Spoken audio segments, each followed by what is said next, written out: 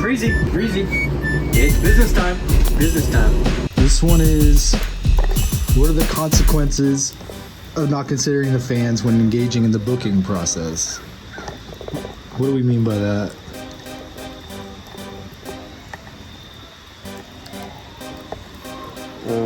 Well, no, this isn't for the camera. Oh, you're holding it, I see. It's business time. I think, shows can feel like just like another notch in the EPK or just another stepping stone to the next gig. When you talk to industry people, they'll say, we'll do the 100 cap and then the 2 and then the 3. And a lot of that process belies the fact that those capacities include real people coming out to a space, and the hard ticket sale doesn't lie. It tells a story of who's actually caring about your band. You can throw money at the promotional process, but if it's just based on your band and based on no other factors, not a charity event, it's not a tribute or a ball, or it's not like a mini festival, it's just for you. It's, the kind of badge of honor. So how do you make a show say the words say sold out? I think it's really understanding that there's fans with families, bedtimes, deadlines, etc., who don't operate at the schedule of your band. If you're going through an area that normally experiences 10 feet of snow, the Monday night show might not be ideal. If you understand you don't have a drawn area, there's things you can do to make people take the chance on an independent artist. You can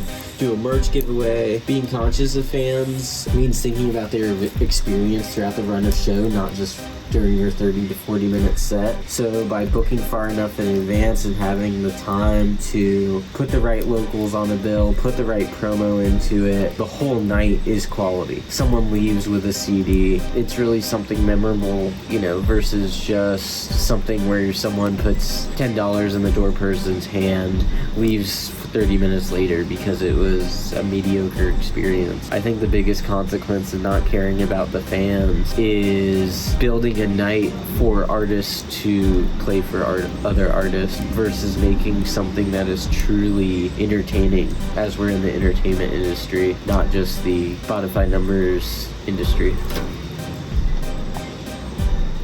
What are the consequences of not considering the fans when engaging in the booking process? Right off the top, quick consequences: you waste a lot of time trying to book stuff and waste a lot of other people's time trying to book stuff. Go where people want to see you, whether it's digitally or if it's in a venue, in a DIY space, in a performing arts center, in a parking lot. Go where people want to see you.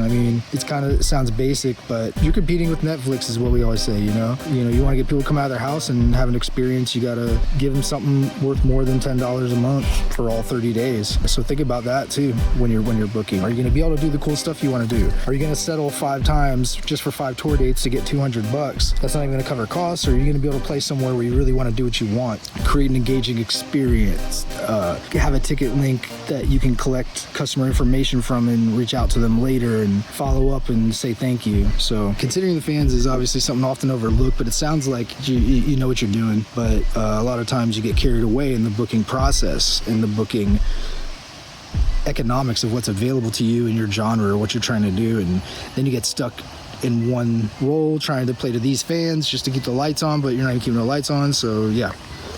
Consequences of fans. Shows are just not for industry spectators. They're not just for other bands. They're not just for the handshake with the venue staff. We are in the entertainment industry. We're trying to entertain people. It's more fun to play to people. I come from a rap world. It's more fun to tell 100 people to throw their hands up than it is to tell 5 people to throw their hands up. Maybe one of them does it because they feel bad for you.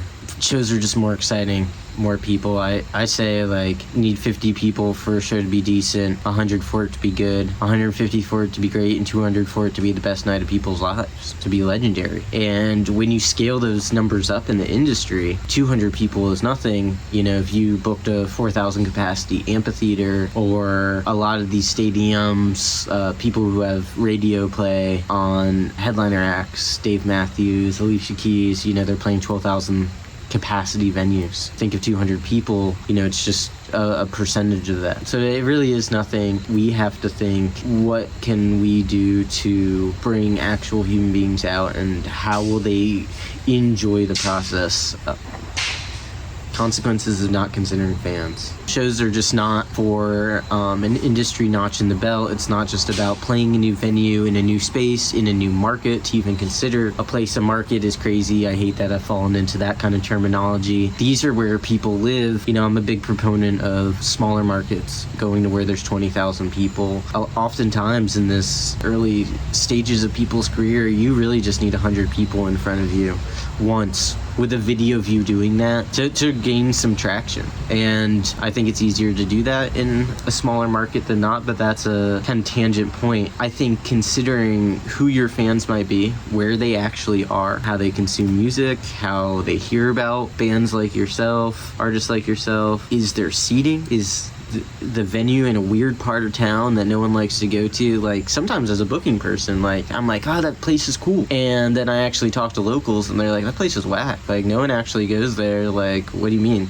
And I'm like, oh, I just see bands booked there. Like, yeah, they're like bands booked there, but like actual human beings, people who live in this town, do not go to that place. It is whack. And just things to consider. And it's not, I wonder if sometimes the bands don't go this extra mile on promo because they think the name should just cover it alone. You might have to put genre tags in a bill to catch people's attention, maybe free things at the door. Consider your ticket price, consider how tickets normally are in that market, how much tickets are on an off night, if there's other events in town. What are people who are just fans of music and not in it for the industry cred, what's in it for them to come out to your event?